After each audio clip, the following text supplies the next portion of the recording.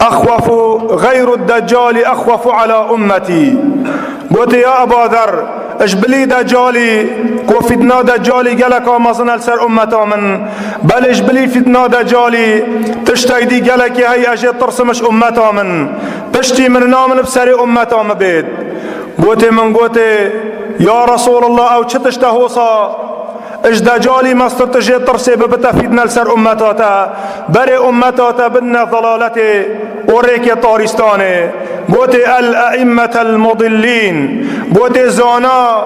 وعلماء وملا اگر بسرداشو اگر ملاي يان زاناي يان عالمي بري أمتا خدا ضلالتي وفتوة خلت وريكي خلت نشا أمتي دان يان ملا وزانا بسرداشو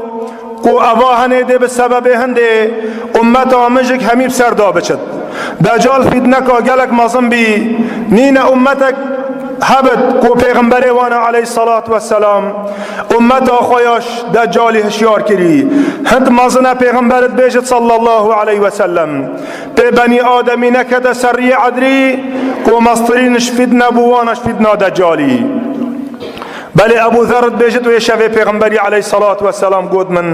قد ملاي سرداچوي قد خطرتر ابو امتا من اش دجالي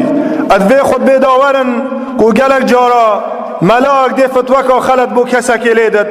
دي بيجت ما من شولا بيها